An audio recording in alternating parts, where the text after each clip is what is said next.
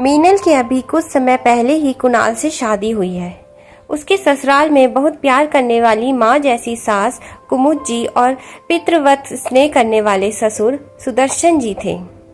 कुणाल अपने माता पिता की अकेली संतान थे, इसलिए बहुत लाड प्यार से पले थे।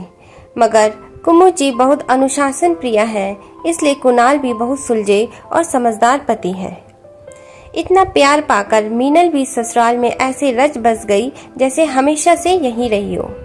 सब कुछ निर्बाध गति से चल रहा था। सुबह कुमुद जी और मीनल साथ में नाश्ता बनाते। नाश्ता करके कुणाल ऑफिस निकल जाता और सुदर्शन जी कभी बागवानी कभी किताबों में डूबे रहते।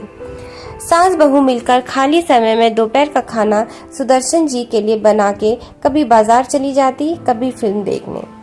मीनल को भी अपनी सास का साथ खूब भाता। वो सास कम, सहेली ज्यादा थी। कुमुद जी को भी मीनल के रूप में बेटी मिल गई थी, जो उन्हीं की तरह सरल और खुश मिजाज थी। मीनल भी बहुत खुश थी, क्योंकि कुमुद जी बहुत ही मिलनसार और सरल स्वभाव की महिला थी। पास पड़ोस में भी सब कुमुद जी की सराहना करते थे, मगर इन सब के बीच मीनल को बस एक बात खटकती थी। उसके ससुर सुदर्शन जी नीचे कमरे में सोते थे, जो शायद उसकी दादी सास का कमरा था, और सासू माँ ऊपर के कमरे में।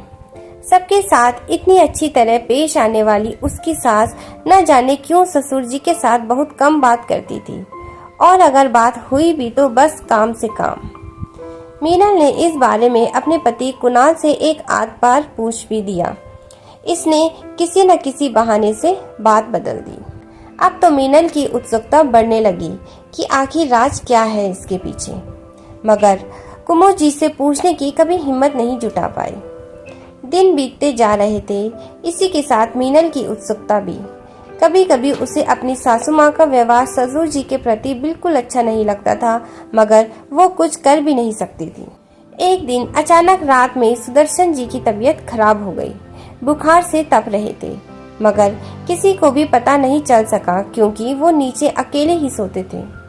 सुबह जब मीनल चाय बनाने नीचे आई तो उसने देखा सुदर्शन जी बेसुध से पड़े थे। वो बिल्कुल घबरा गई और आवाज लगाकर कुणाल और कुमुद जी को बुलाया। कुणाल उन्हें नजदीक के अस्पताल में लेकर गया। कुछ जांच के बाद पता चला कि उनको टाइफाइड हो गया है। पूरी देखभाल की जरूरत है। कुणाल ने एक सहायक की व्यवस्था की, जो हर समय सुदर्शन जी के साथ रहे। कुमुद जी ने भी सुदर्शन जी के खाने और दवाइयों का पूरा ध्यान रखा। धीरे धीरे सुदर्शन जी ठीक होने लगे थे। इन सब के बीच भी मीनल ने ध्यान दिया कि कुमुद जी निर्लिप्त भाव से बस अपना कर्तव्य निर्वहन कर रही थी। अब मीनल को अपनी सास पर गुस्सा आने लगा था और वह धीरे धीरे कुमुद जी से दूरी बनाने लगी थी।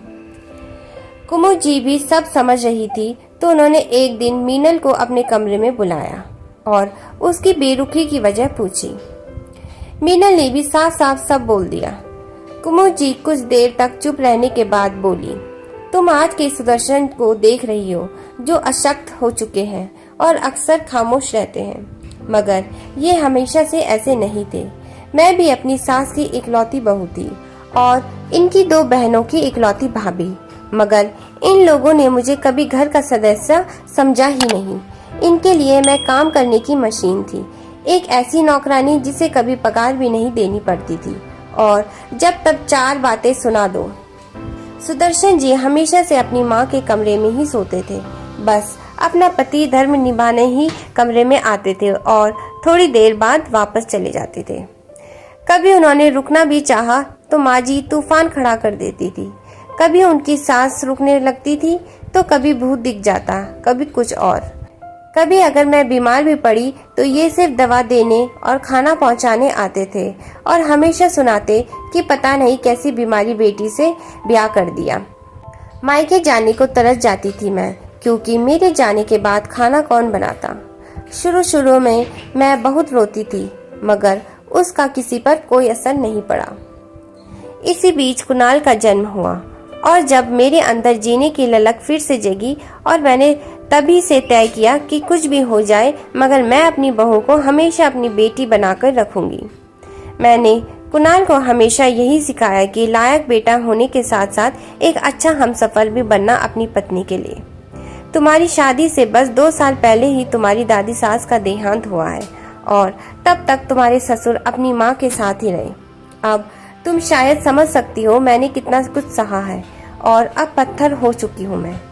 मीनल की आंखों में भी आंसू थे सब कुछ जानकर। सुदर्शन जी अब ठीक हो चुके थे। एक दिन सब साथ बैठकर चाय पी रहे थे तो सुदर्शन जी ने कुमुद जी से कहा, कुमुद, मैं तुम्हारा गुनाहगार हूँ। मैंने कभी भी तुम्हारे प्रति अच्छा व्यवहार नहीं रखा। माँ का अच्छा बेटा बनते बनते तुम्हारे साथ नाइंसाफी करता गया। जीवन की इस बेला में मैं तुमसे माफी मांगना चाहता हूँ ताकि मेरे मन का ये बोझ उतर सके। अपने किए पर बहुत शर्मिंदा हूँ और अब पश्चाताप करना चाहता हूँ। जीवन की इस संध्या बेला में तुम्हारा साथ चाहता हूँ। कुमुद जी ने भरी आंखों और रूंधे गले से बस इतना ही कहा, तुमने बहुत देर कर दी सुदर्शन ये समझने में। अब मुझे उन बातों से कोई फर्क नहीं पड़ता, मगर तुम ये हमेशा याद रखना कि कुछ बातों की, कुछ कर्मों की कोई माफी नहीं होती। तुम्हारा ये पश्चाताप अब मुझे मेरे पुराने दिन कभी वापस नहीं दे सकेगा और ना ही मेरे जख्मों को भर सकेगा। ये कहकर कुमुद जी वहां से उठकर चली गई और सुदर्शन जी उन्हें जाते हुए बस देखते ही रहे। दोस्तों, ये कहानी काल्पनिक है, मगर आपके ख्याल से क्या कुमुद जी का कहना सही है? क्या सचमुच में कुछ कर्मों की माफी नहीं होती? क्या सच में आपके कुछ कृत्य पश्चाताप की अग्नि से भी शुद्ध नहीं हो सकते? कृपया हमें कमेंट करके जरूर बताएं और अगर आपको हमारी कहानी पसंद आती है तो चैनल को लाइक, शेयर और सब्सक्राइब जरूर करें।